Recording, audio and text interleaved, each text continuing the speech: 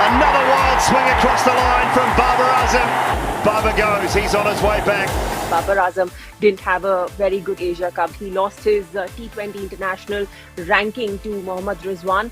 Were you surprised at all by his form? Yeah, I think, the way Babar has been batting last 2 years, for him to have a tournament like that is a concern, but I think he's still a quality player.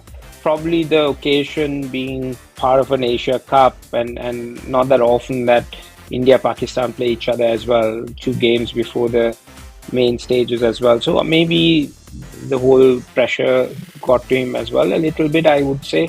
But he's still a quality player. I think, Pakistan did miss him with the bat because Rizwan and him up the top are a very, very consistent opening pair.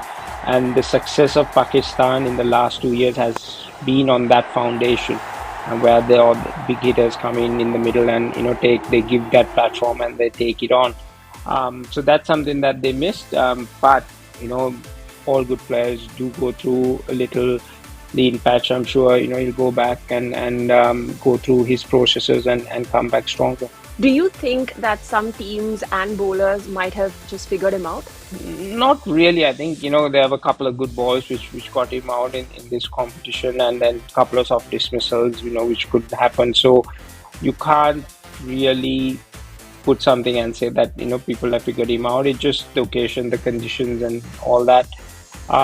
You take him away from this tournament and put him in another tournament, he'll come back strongly. So the quality is always there. And I think Babar is that kind of a batsman that he will go through that process vigorously, make sure that he comes back stronger. From watching him at the Asia Cup, is there anything about his batting you think Pakistan should be concerned about ahead of the World Cup?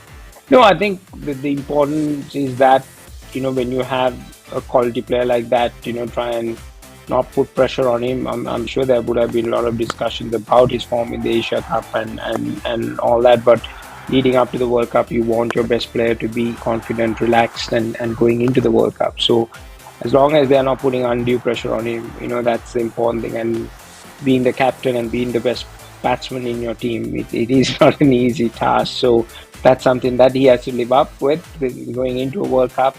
Forget about his captaincy and all that, and be the batsman that he can be, and then be the captain he needs to be out there on the field. So these two responsibilities has to be managed separately, and that's key for anyone to be a good player and then being a captain of a team.